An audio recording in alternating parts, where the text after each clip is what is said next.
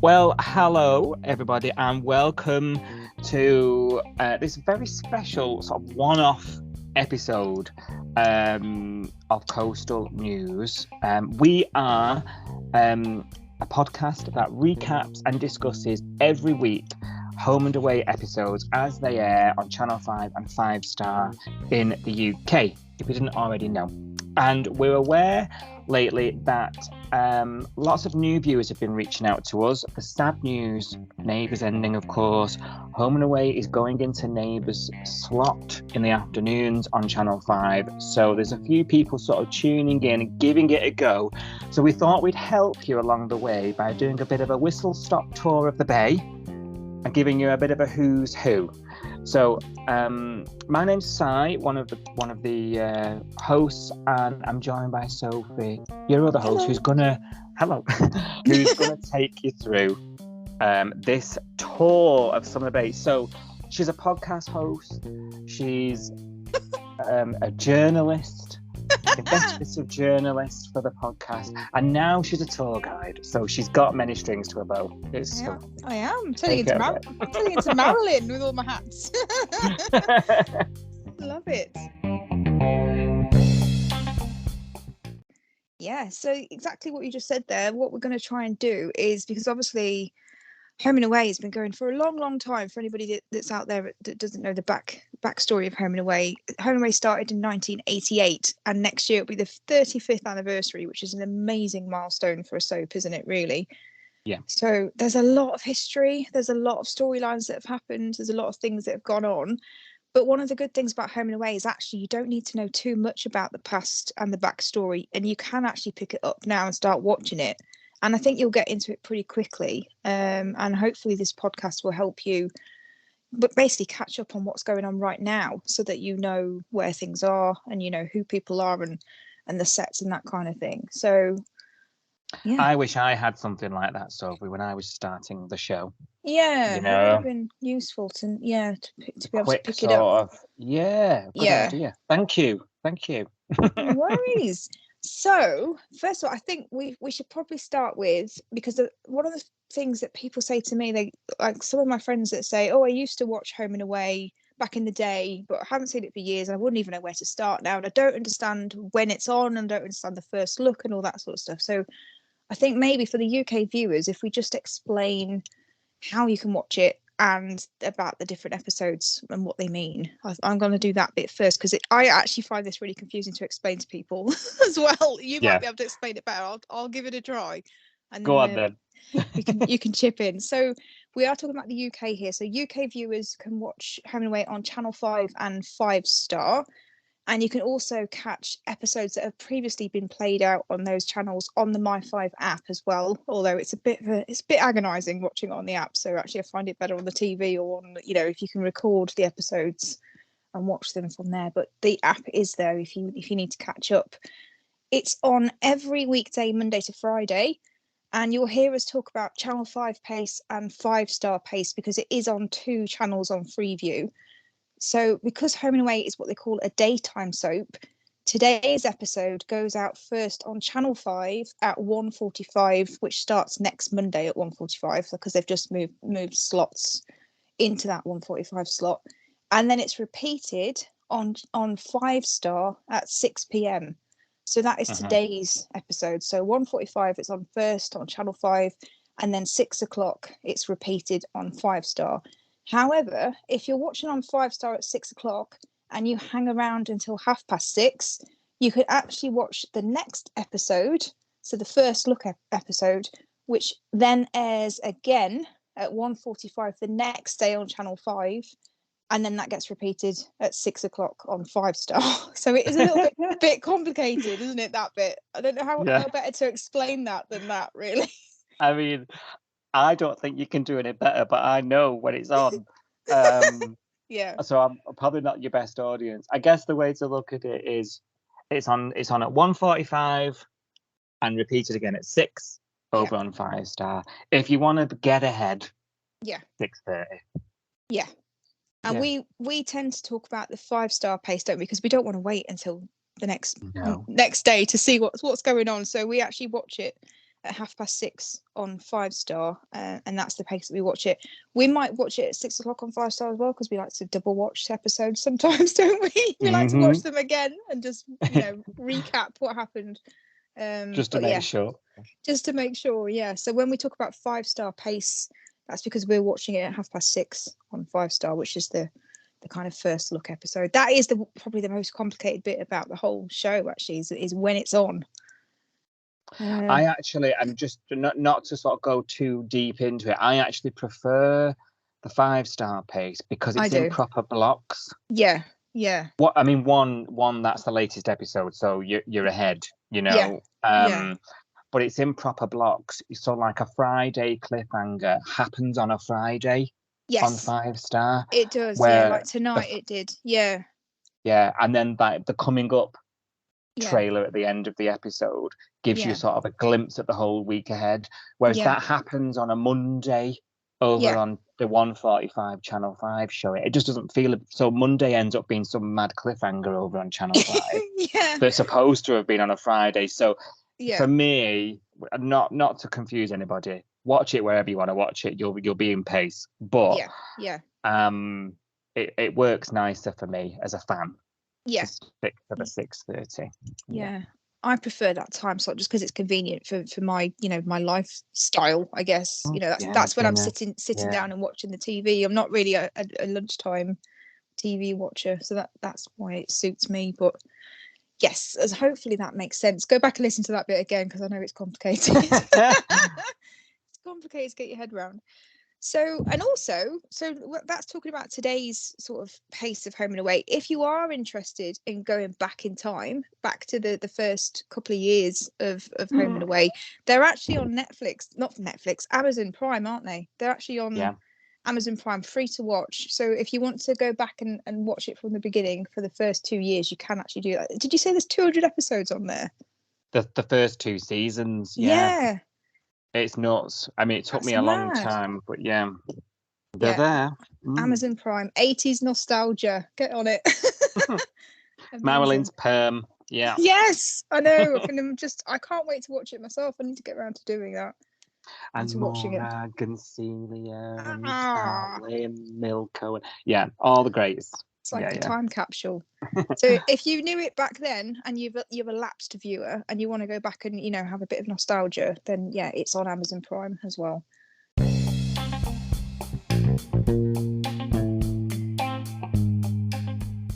Did you know that you can play Coastal News, a Home and Away podcast, right from your Amazon Alexa? Just say, Alexa, play Coastal News now. And of course, you can still catch your latest episodes on all other podcast apps, including Spotify, Apple Podcasts, Google, Castbox, Audible, Player FM, and much more. Just search Coastal News, a Home and Away podcast right now, wherever you get your podcasts from. So let's start. Gosh, we've already talked a lot and we've not even covered Home and Away yet. So in a nutshell, Home and Away is all about the lives of the residents living in the fictional coastal town of Summer Bay. So Summer Bay is where all the action takes place. And I mean action, because don't be fooled by the description of the, fictional coastal town. It looks idyllic, it looks remote, this little coastal community, but it's actually one of the most dangerous places in the world that you can live. Because we've had all sorts, haven't we? We've had drugs, we've had gangs, we've had people trafficking, we've had stalkers, we've had murders, we've had poisoning, we've had shootings, we've had stabbings, we've had fires, accidental and arson, we've had explosions, we've had bombs, earthquakes, cyclones, plane crashes, car accidents, we've had multiple cults, we've had kidnappings. What have I missed? There's loads. We've had it all, haven't we? We have. You're not going to watch this show expecting a bit of sunshine or fluffiness. Like Home and Away is dark and edgy. It's dark, yes. Yeah. It's full of drama, and it actually won the in Australia recently. They actually won the best drama category at their Logies, which is their equivalent of the TV awards over there. So because it is drama, isn't it? It's all drama, it's all action. So don't come here thinking this is going to be nice and sweet and lovely. There is a lot of action in the Bay. And also, just to give you a little heads up on, I thought it might be good to explain why we're called Coastal News. So this podcast that you're listening to right now is called Coastal News Podcast. And a lot of these things that I've just talked about, all this action that happens in the bay, a lot of these make the storylines in the soap. And we see the characters reading the local newspaper. And it might have made the front page news, and that's used as a prop to show us that something's happened. Someone's been arrested for murder and they've made it to the front page of the newspaper. And the local newspaper is called the Coastal News. So hence the name of the podcast. So that's caught you up on why we're called Coastal News as well, for anybody that didn't realise. That's why it's That's called. a good shout, that, because we just assume, Yeah. don't we? We do, yeah, because we notice this kind of stuff because we're like really geeky, aren't we? We notice everything in the show, but that might have slipped people by. I don't know, maybe. But you do see people holding a copy of the Coastal News, you know, and they see them reading the front page. You see people doing the crosswords as well in the Coastal News sometimes, don't you? So that is a prop that's used on set. Talk about props, actually, just come into my brain. So a couple of the sort of iconic props that we've got on Home and Away is when you see people entering the bay, we've got the Welcome to Summer Bay sign.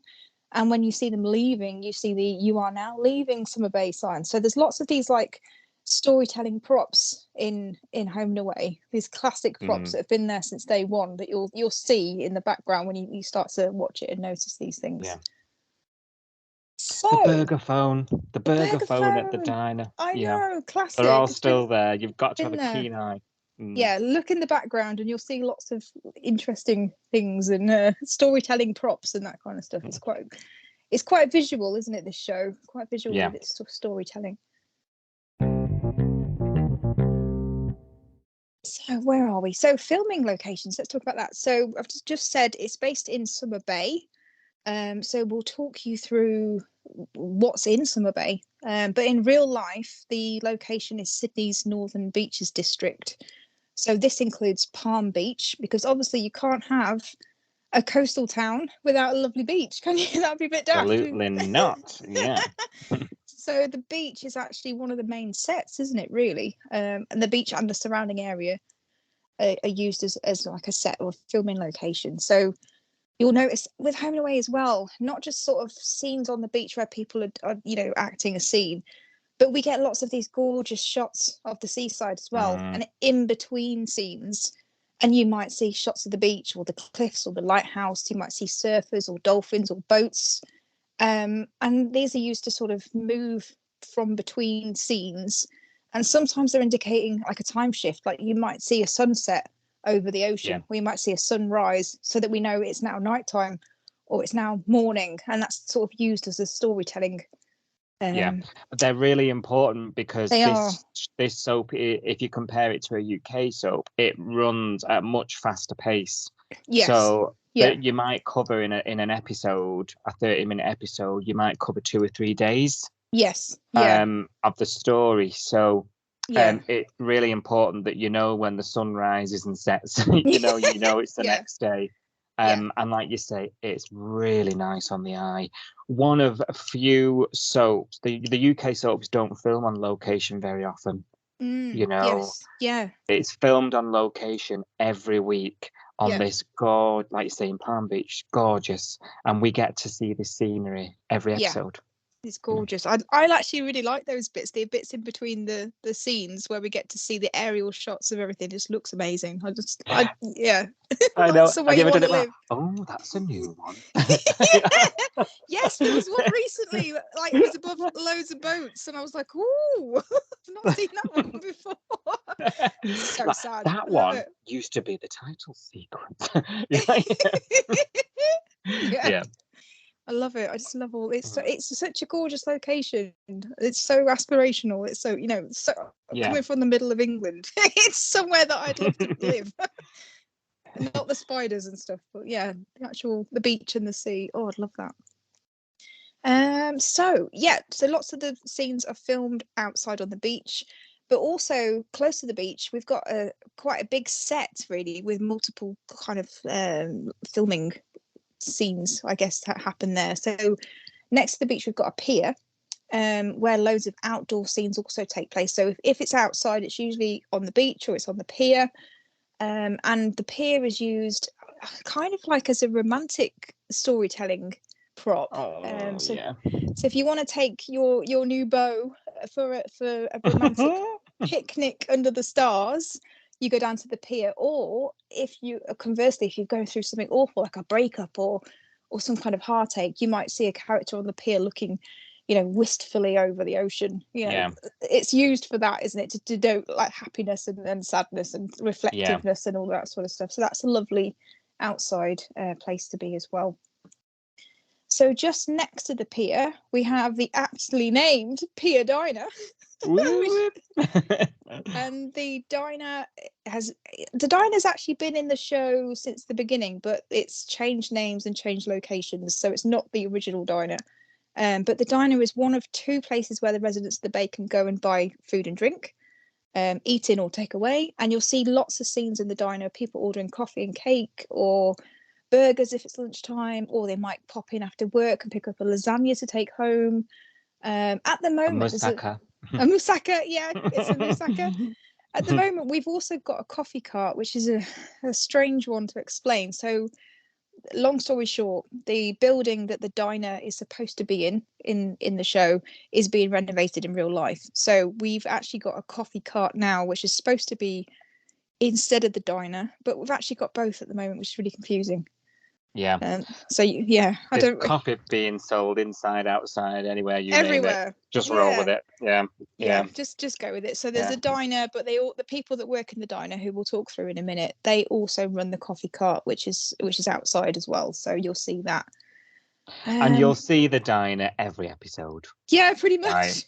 It's one of the main sets, isn't it? Really, the diner. Yeah. It's the communal space. Everyone comes through it. Yeah. And it's a really good place for the gossip to spread. Yeah. So definitely. The diner is really important. Yeah. Really important. And also in this area, so we've got the pier and the pier diner, which is off the pier, and we've also got the bait shop. Because this is a coastal town, obviously there's a need for tourists or residents to rent boats, somewhere to buy their fishing gear, somewhere to buy their bait and tackle. So that's the purpose of the bait shop. So you'll hear, it's not really a main set. You'll hear it talked about. You won't go in it because I don't think we've ever been inside the bait shop, have we? But it's the outside of the bait shop is seen, and we hear people talking about the bait shop on the show as well. So I'm just mentioning it just to explain that there is. Yeah, and you can hire like a peddler and something. Yeah, like a canoe or a kayak. You'll often see characters sort of hosing something down while they're talking, and that's all part of the bait shop, isn't it? Yeah. It's not a main set, but you do need to know it's there, don't you? Or else it's a bit of a strange one. Yeah. You're like, what did she just say? Bait? Like, what's a bait shop? So staying in this location, so we've done the beach, we've done the pier, and the businesses on the pier, which is the diner and the bait shop. So staying in this location around the beach, we also have another really crucial building, which houses multiple filming sets, and this includes the Surf Club, or to give it its full name, the Surf Lifesaving Club. And the Surf Club is where the lifeguards that patrol the beach are based out of. But I'd say it's also kind of like the heart of the community, like the Surf Club, because it's always been the place where all the young residents of the bay, they go to hang out, they go to socialise, they go to play pool. If there's ever like a town meeting, if someone's gone missing and we need to do a search and rescue for them, that's where everything's like coordinated from, is the Surf Club. Everybody goes there. It's like, it's the community hub, isn't it, really? Yeah, the focal point, isn't it? Like community hub. Yeah, that's right. I think that's why. But inside of the Surf Club, so we've got the Surf Lifesaving Club, which is the lifeguards and that kind of thing. But we've also got businesses in this building as well, haven't we, that are attached to the Surf Club. So we've got a restaurant called Salt. We've got a gym called Summer Bay Fit. We've got a juice bar, which is next to like all the pool tables and the social area. And we've also got a surfboard shop, because obviously we're in a coastal town. So where we've got the bait shop where you can rent boats and that kind of thing, we've also got the surfboard shop where you can rent boards and you can book surfing lessons as well. Yeah. So and all the buffets. Yes. Yeah. and it is kind of like the kind of the center of fitness as well, isn't it? Because you've got the gym, you've got the surf club. Yeah. So this is where all the young guns, all the fit and trendy people hang out, really. Yeah. Yeah. And the surf club's existed since the early days, hasn't it? I think it's been there. Yeah. Since... We've had a few sort of layout Yeah. updates and things and set updates, but yeah, ultimately it's been there from the beginning.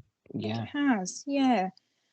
So just talking about, so obviously in the surf club building, as we just mentioned before, we've got the diner, and that's one of the two places where people go and eat food and drink, the pier diner. But the other place is the restaurant, which is inside the surf club building, and that's called Salt.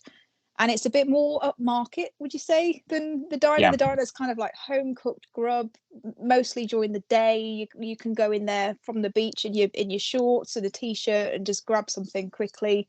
Whereas Salt, if you turned up in a tuxedo or a cocktail dress, you wouldn't look out of place in Salt. No, it's really swanky. It's like one of the swanky wine bars. It's a really nice set, actually. It is, yeah, it's somewhere you'd really like to eat. Yeah. Yeah, definitely. I mean, you could go in there in your board shorts and stuff, couldn't you? And people do, but it is they tend to go there at night, don't they? And dress up a little bit, have a date night, or if they're celebrating something or commiserating something, you go to Salt and you have a drink and a pizza or whatever it is, don't you? So that's what it's there for. And they also do takeaway, which is really important for one particular character called Justin, who loves his takeaway pizza.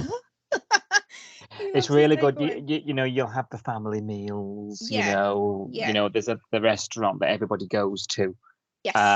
Another sort of important set, I suppose, that's used a lot because it's a big communal area.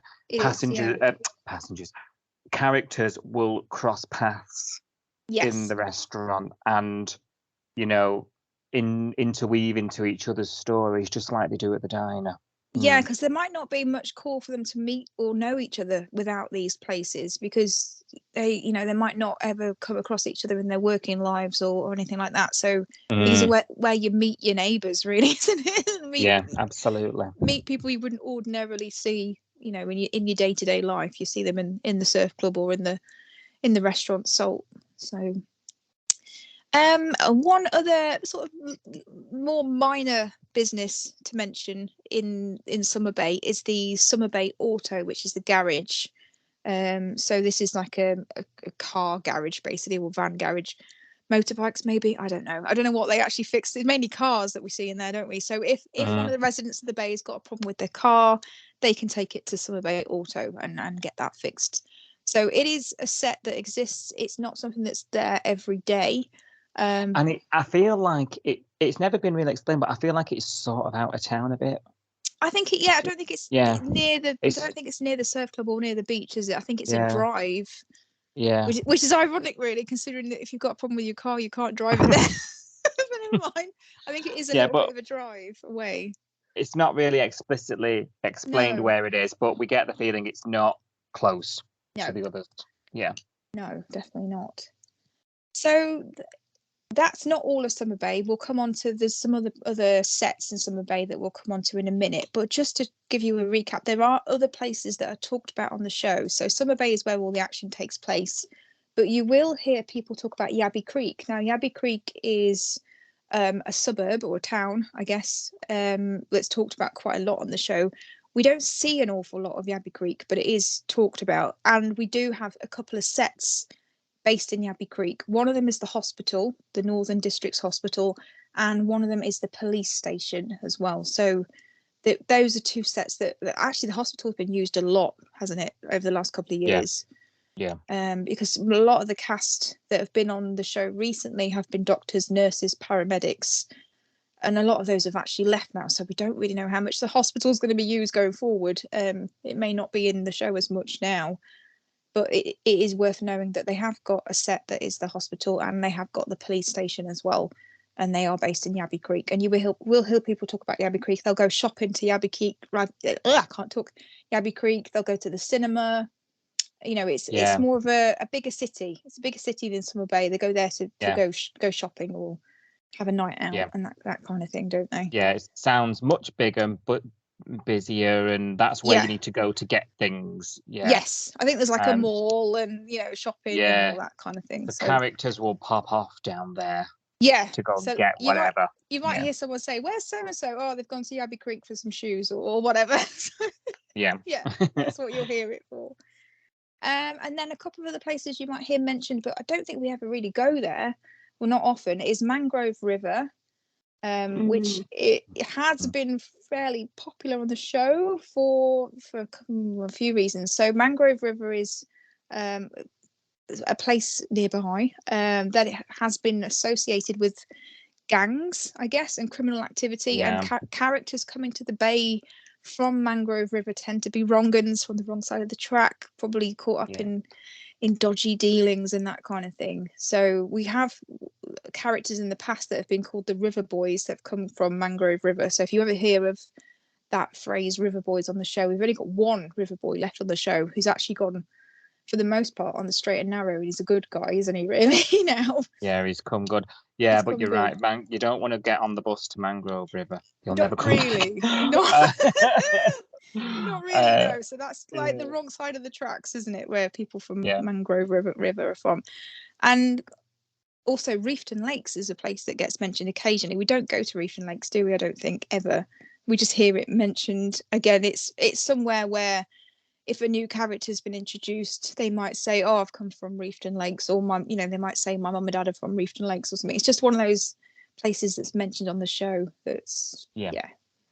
We don't see it, but we hear it, don't we?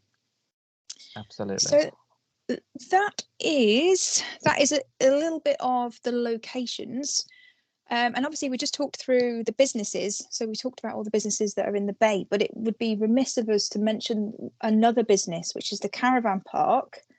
And the caravan park has actually been in the show since the very beginning. The first episode really was about one of the characters we'll talk about now, Alf, Mr. Stewart, to you. Legend. Mr. Stewart. Mr. Stewart. Yeah, we have Mm-hmm. to give him a bit of respect. He's been in the show since the first episode, and the first episode was about Alf, or Mr. Stewart, selling the caravan park and the associated house, which is called Summer Bay House, selling that because his wife had just died, and he was selling the business to a family that were moving in, and that's how Home and Away started. It was about this family that moved into the Summer Bay House and ran the caravan park, and that's where this show kind of came from. So the caravan park is still in the show. Summer Bay House, which is attached to the caravan park, is still in the show.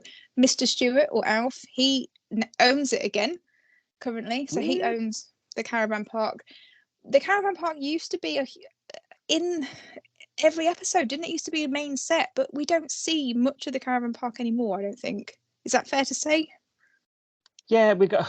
It's like the other. It's treated probably the same as the other houses, really. Yeah. When it's needed. Yeah. And the story is about the Stewarts. We're there quite a lot, but then when we're in not... the house, so they live in the house, Summer Bay House, on the caravan park site, don't they? But we don't actually see the actual.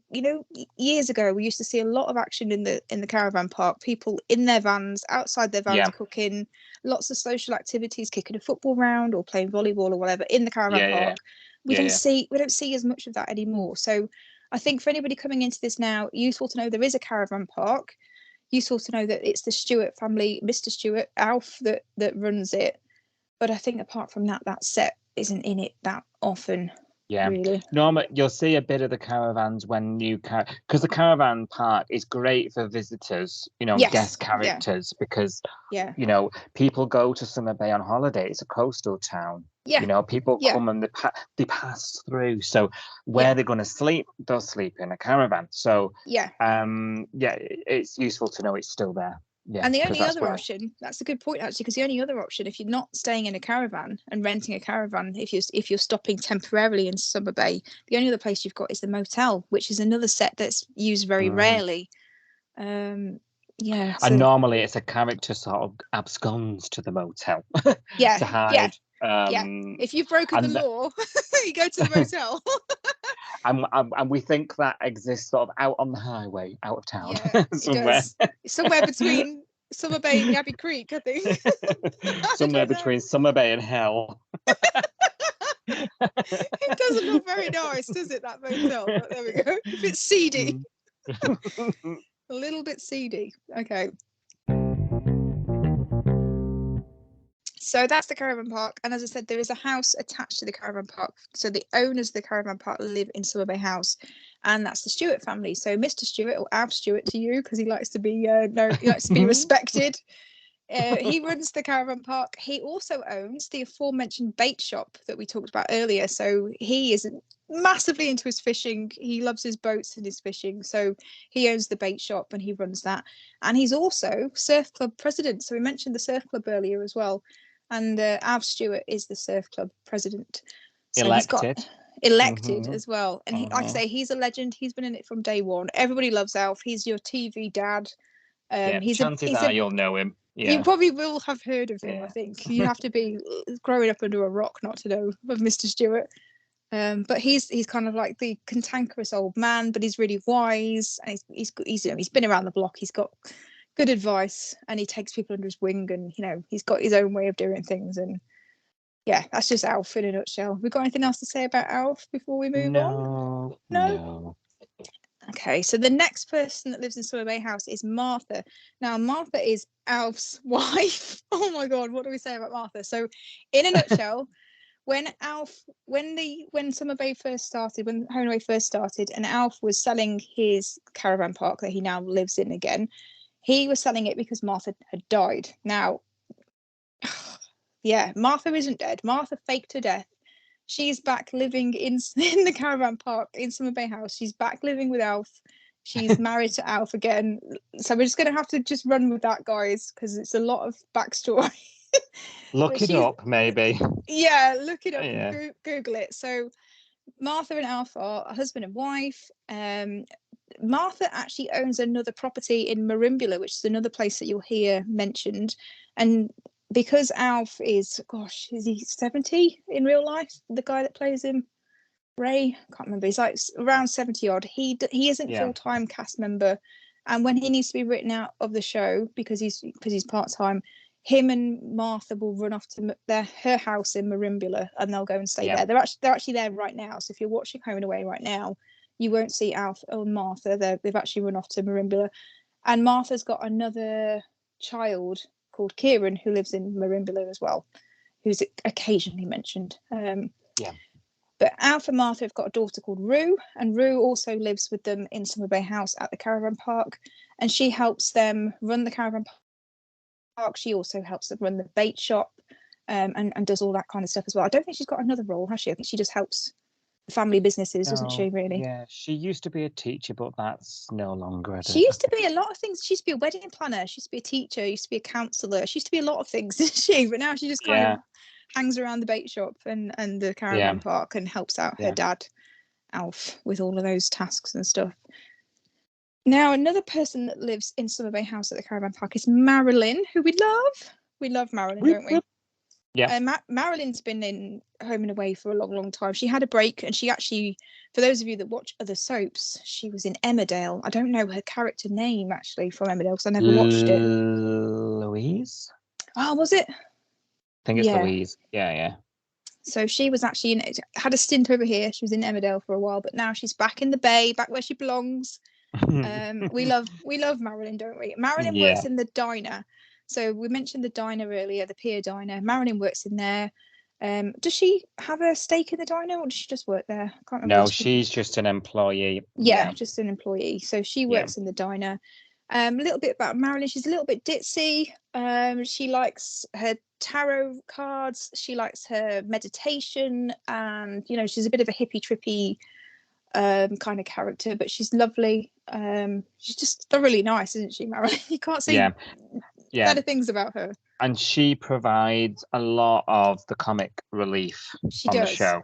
Yeah. So she, you'll love her. Yeah. You will. Yeah. So that is Summer Bay House. So that's the only house that's got a business attached to it, the caravan park. And then there's the other houses that we see a lot of. So we'll talk about those houses and the residents that live in those now. So should we do Parata House? Do it. Casa Parata. Casa Parata? So Yeah. Parata is a family name. So this family, the Parata family, they've actually come from New Zealand, haven't they, originally? So you do get a lot of storylines about their heritage, their Maori culture, and associated with New Zealand. So that does crop up in the show. We've actually learned quite a lot about that, which is really cool. So you will see that on the show. And the Paratas are made up of Tane, and his role is I can't think of what you would say about him, really. I mean, he's the uncle of the family, really, isn't he? But he's more like the dad, because he's having to run the household, I guess. Head of the house. Yeah. And you won't miss him. You won't miss him. He has muscles for days. He's always got his top off. He's the love of my actual life. I love him. He runs the gym. So we mentioned earlier that Summer Bay Fit is the gym that's within the surf club. So Tane runs the gym, and he dates somebody called Flick, who has also just moved into the Parata house. So Flick is Tane's girlfriend. Flick works in Salt, which is the restaurant that we mentioned earlier. And what can we say about Flick, really? I mean, she's calmed down a lot since she's got with Tane, hasn't she? But she has been in the past a bit of a wild party girl, worked in a bar. She's recently been embroiled in a scandal in the restaurant where they were trying to bring some money in, and they were hosting illegal poker nights. So she has got a bit of a wild streak to her, but again, heart's in the right place. She's a lovely character. I think you'll like her. And she's good. proper straight talking, isn't she? Yeah. She's good fun. And her and Tane as a couple, they're quite well revered, I guess, within the community, the home and away community. We love them, we ship them, don't we? So that's Flick and Tane. So Tane is the uncle of Nico. So Nico also lives in the Parata house, Nico Parata. Gosh, a bit of a backstory to him as well, because a lot of stuff that we're not sort of talking about because it's huge storylines. But Nico lost his dad, so now he kind of looks up to Tane as kind of like an uncle / father figure, I guess. And he's had a bit of a rough life and been through quite a lot. He's still quite young. I think he's only 21, isn't he, Nico? And he's recently joined, he's recently got a job as a lifeguard at the surf club that we mentioned previously. So he works in the surf club. He's got a girlfriend called Bella, who's currently not in the show. She's gone to New York for a job. She's gone over there to be a photographer. She's probably not going to come back, so we're probably not going to see Bella on screen again, but worth knowing about Bella, that she exists, because at the moment Nico's kind of moping around and missing Bella and talking about how he misses Bella. So worth noting that she's there. At some point in the future, we'll have to have a storyline where they split up or something happens, because Bella's not going to come back. She's gone. So yeah, that's all I'm going to say about Bella, I think. Is anything else? Anything else? No, she's gone. She's gone. She's history. Catch up on her if you want to learn more, but you're probably about to see Nico. He's in this stage where they're trying long distance, aren't they? That's where we are. So if you're joining the show now, we're yet to see them conclude as a couple. Yeah, because she's only supposed to be gone for 3 months, but we know the character. Well, we know the actress that plays the character has left the show, so we're expecting them to be over imminently, aren't we? Really? Yeah. And then the next person that lives in the Parata house is Chloe. So Chloe isn't actually related to any of the Paratas that we've just mentioned. So Chloe is the daughter of a character called Mia, who is no longer in the show. Mia was married to Ari, who is a character who's no longer in the show, and Ari was Tane's older brother. So unfortunately, Ari died. He was the stepdad, of Chloe. So Ari's died. So his stepdaughter Chloe is still living in the Parata house, because technically, I guess Tane is like an uncle to her as well. Yeah, in a way. So she, but also kind of like a father figure. Chloe's got a kind of tragic backstory as well. She's the product of a sexual assault. She found out this recently, that her dad had raped her mum when she was conceived, and Chloe actually killed her biological father recently. got away with it because by accident. by Yeah. accident, Yeah. she hit him with a brick and he died By accident. by accident. And Ari, her stepdad, who is now dead, he actually took the fall. He actually went to he confessed. He didn't go to, well, he was in prison, but he hadn't been convicted yet, and he actually died of cancer before he was convicted of the murder. So she's got a lot of story going on, a lot of turmoil going on at the moment. So worth knowing that, just because Chloe's a bit of a pain in the arse, and that's why that's why she's a bit of a pain in the arse. So that's the Parata house, and then another set. Oh, you go. I'm going to say, did you mention they were Maori? Yeah, I did, didn't I? Yeah, I can't remember now. Yeah, from New Zealand, Maori culture. Maori culture, yeah. I'm going to say, yeah. Yeah, it's worth mentioning because that's really strong for them, Yes. Yeah. And if you watch back any clips, there's loads on YouTube, especially like Irish funeral and stuff. You'll see how important that sort of showing that Maori culture is. Yeah, really good. So that is the Parata house. So Tane, Nico, Chloe, and Flick live in the Parata house. And another house that we see quite a lot of, the set, I love this set, is Irene's beach house. Yeah. Love this set. So obviously Irene lives in Irene's beach house because it's her beach house. So Irene has been in the show, gosh, a long time. Not since the beginning, but not far off from the beginning, really. She's got a bit of a tragic backstory as well. Everyone kind of has. She came to the show as an alcoholic, lost her kids, but she's turned herself around. She's now sober, which is a plot point actually, because she's on the wagon. She doesn't drink, and this does get mentioned on the show. Infrequently, but regularly. It's worth knowing that Irene is on the wagon. Used to be an alcoholic, but now on the straight and narrow. She co-owns the diner, would you say? Yeah. So she's a co-owner of the diner that we mentioned earlier. So she works in the diner. Pretty much her life revolves around working in the diner. We don't see her doing very much else, maybe going for dinner with a few of the other characters, but she pretty much just lives in the diner, works in the diner. But she does have this beautiful beach house that's been a set for years on the show, and she's lived there for a long time. So it's worth knowing. She's got a lodger at the moment. So Irene's beach house has got a lodger called Cash. Now, Cash is the local police person. Did you say police person? Senior Constable Cash. Senior Constable Cash. So he works at the Yabby Creek Police Department. So we mentioned Yabby Creek earlier on. It's not in Summer Bay. The police department is out in Yabby Creek, and he works there. And the reason why he lives with Irene, it's a bit of an odd one. Irene used to have a lodger called Jasmine, and Jasmine is Cash's boyfriend. Now, Jasmine has been written out of the show because the actress that plays Jasmine's actually left, and she's not coming back. Now, in the storyline at the moment, Jasmine is temporarily out of the story. She's gone off to look after her previous in-laws because she used to be married to somebody else who died, and now his in-laws live on a farm, and her ex-mother-in-law, I guess, has had a heart attack. She's had a heart attack or something, hasn't she? And she's gone to help them out. So, and that only happened a couple of days ago, so that is like fresh. That's new, yeah. So again, you might hear Jasmine mentioned because on the show at the moment, she's meant to be there temporarily and coming back. So Cash will be talking about his girlfriend Jasmine on the show right now. But we do know that storyline is going to have to come to some kind of conclusion. And also, that's going to mean that possibly Cash living with Irene is going to be really weird. It's a bit strange right now, that dynamic. Because he moved in with Jasmine, who lived with Irene. So he's only really there because of Jasmine. Yeah, and she's cleared off. Yeah. She's gone. So I don't know what will happen to Cash. Maybe Cash and Irene will become firmer friends, but at the moment they are a bit like lodger and landlord, aren't they? That relationship's not really there. Yeah. And remember Flick over at the Parata household? Yes, I forgot that bit.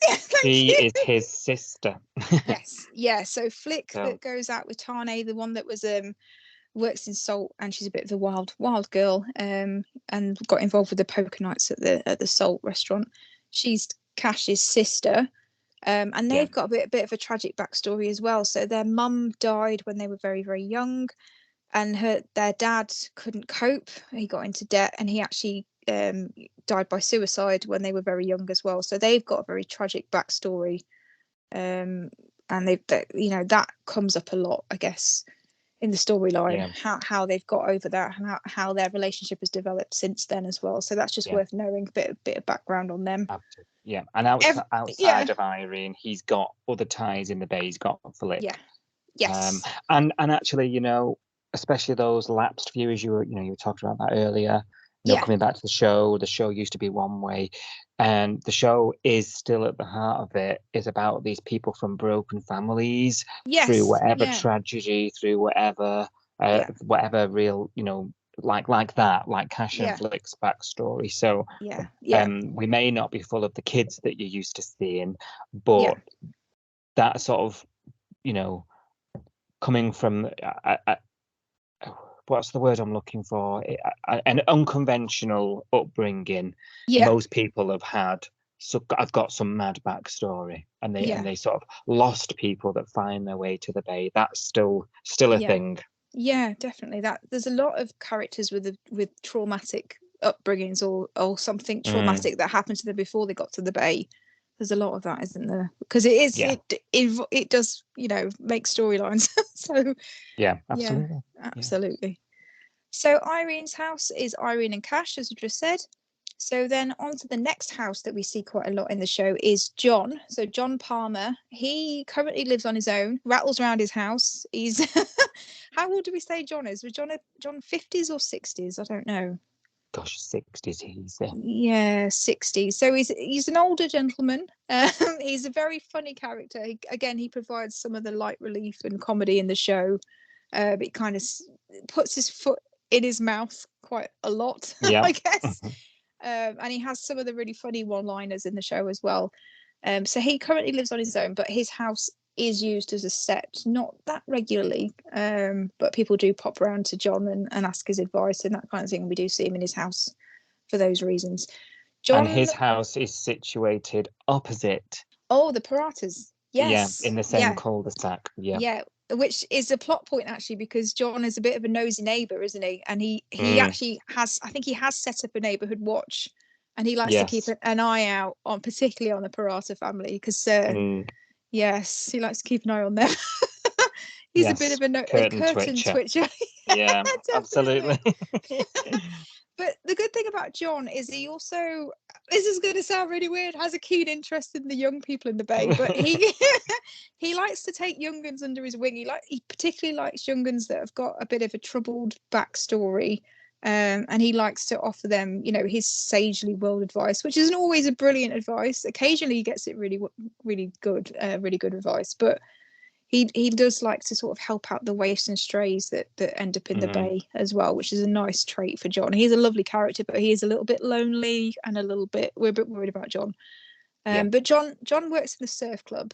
So one of the people, when I was just saying about the waifs and strays, one of the people that he took under his wing was Nico, that we just talked about, Nico Parata. Nico's currently working as a lifeguard. He works for John in the surf club. And John kind of gave him that job and helped him turn himself around a little bit.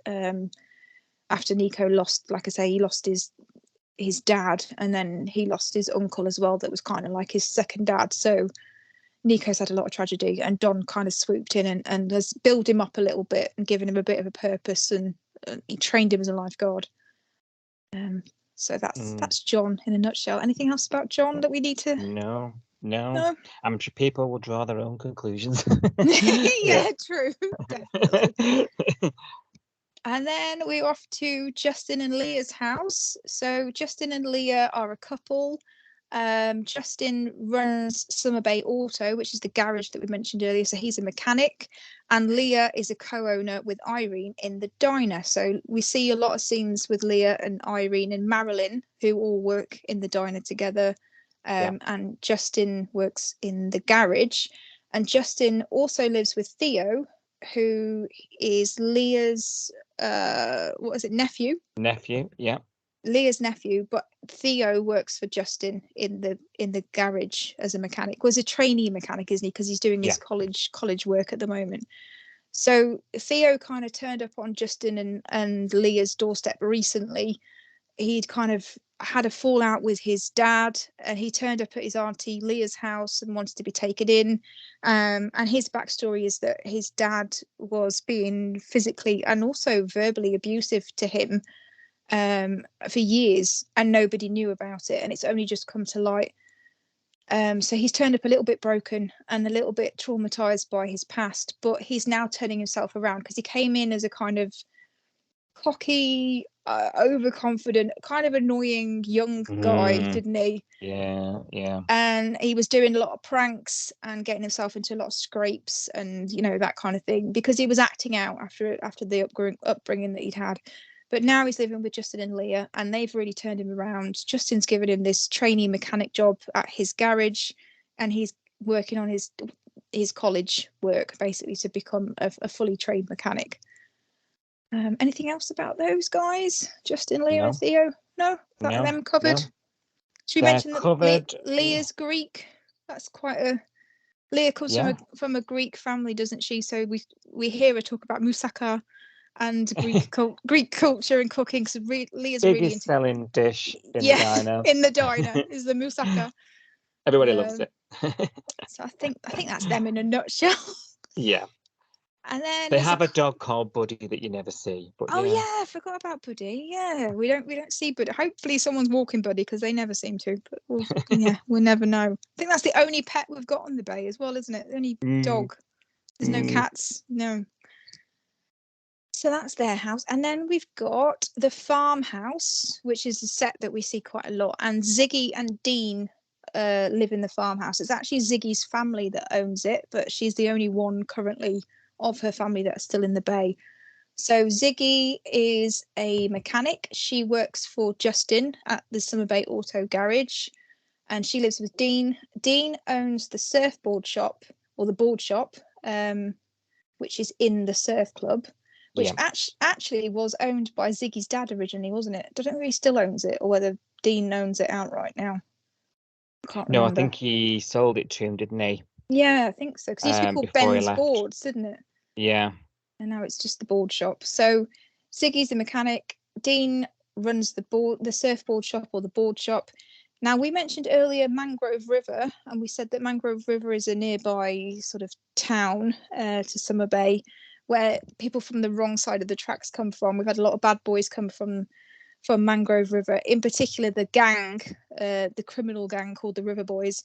Now, Dean is the only river boy that's left in the bay now, but he's not really a criminal, is he? He gets involved in things, but he's actually a good boy now, isn't he? Really, he's on the straight and narrow. He's a bit of a family man. He's got a son called Jai, who isn't in the show that often because he lives with his mum Amber, so we don't see Jai very often. But Dean's turned his life around, basically, hasn't he? And he's a bad boy gone good, I guess. Yeah.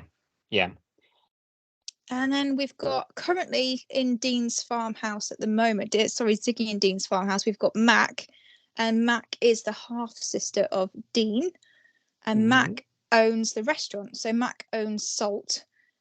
The current storyline with Mac is very complicated, but essentially Mac is in debt, and she's on the verge of losing the restaurant Salt because she owes about 50 grand. She owed more than that, but she's been able to make some money recently by holding illegal poker nights that I mentioned earlier, because Flick, who lives in the Parata house and goes out with Tane, she helped Mac organise these poker nights and bring this money in.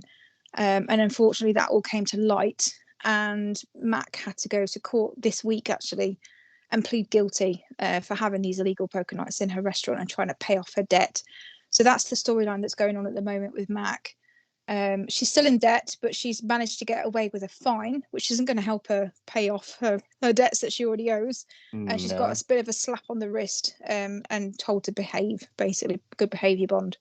So that's the main storyline around Mac and the restaurant. So that storyline is going to continue, because in tonight's episode, we saw Flicks come up with another idea to get Mac out of debt, because although she's, the legal poker nights have been and gone, and she's owned up to them, and she's got the slap on the wrist, she's still going to lose the restaurant if she doesn't pay off her debt. So that storyline is going to continue until she either sells the restaurant or gets herself out of debt, or something needs to happen with that to conclude it. So that's carrying on for now.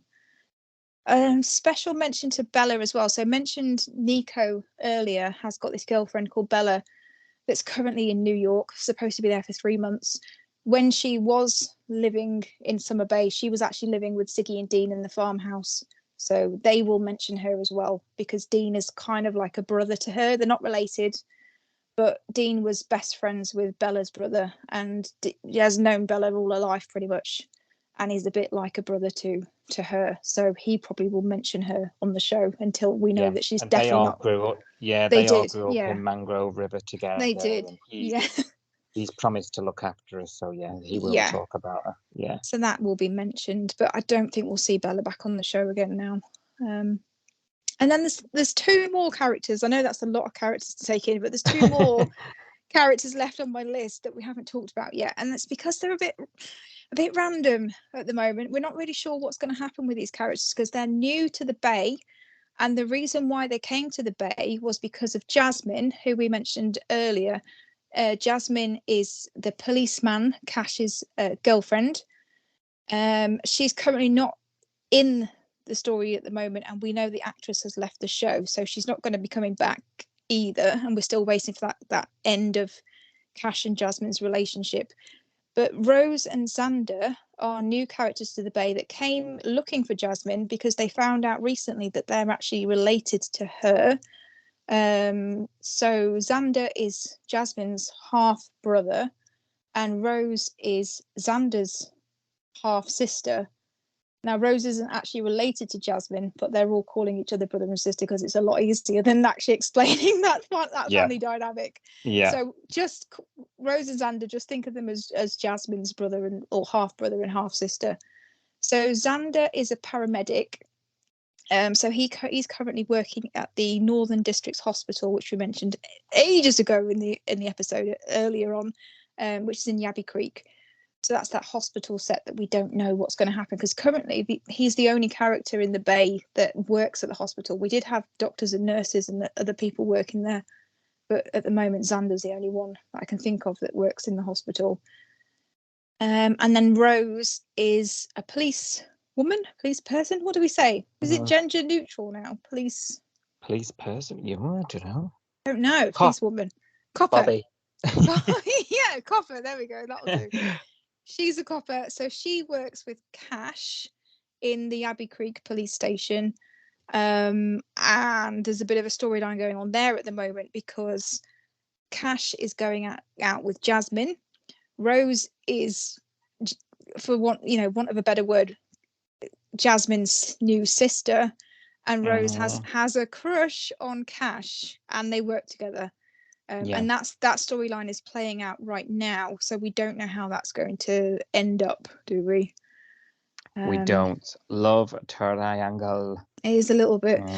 And what we should probably mention about Xander as well. So Xander's a paramedic, and one of the storylines that he's caught up in at the moment is that his backstory is a bit unknown to us.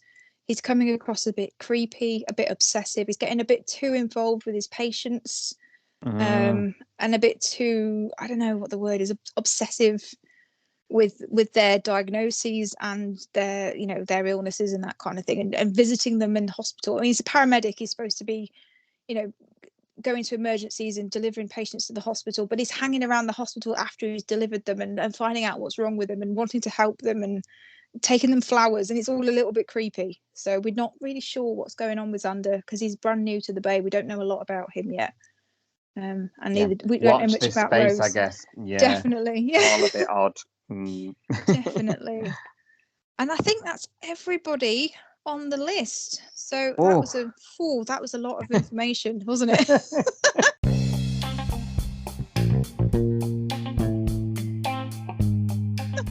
Well, thank you. I mean, vital information, I would say, for anyone sort of joining. I suppose it's one of those.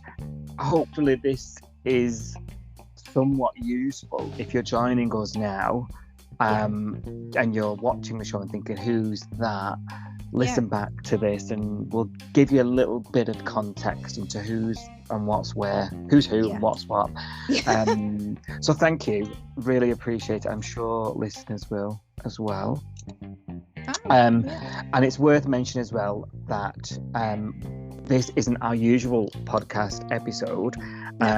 Why not go check out our usual episodes though? Because we talk about the show every week. At the end of every week, we call each other up, don't we, Sophie? And we download the week's drama from the Bay, and you can catch it on all your podcast apps: your Spotify, your Apple, your Google, your Play, your Amazon, your Alexa. Go and find it, Coastal News, a Home and Away podcast, and listen in. Do we think the same as you? Do you have an opinion and about the show and want to talk about it? Get in touch as well. On Twitter and Instagram, and the handle is @Coastal News Pod. Anything else to add to that? No, just if they're tweeting, #Home and Away as well. Get on the hashtag. And that's the one we use, and we tweet during the episodes, don't we? So yeah, get in contact with us. Yeah. If you have any questions, we'll gladly help. Yeah, we really will. Definitely. Thank you very much, and we'll see you over on the main podcast, I'm sure, very soon. Yeah. Thank you. Bye. Bye.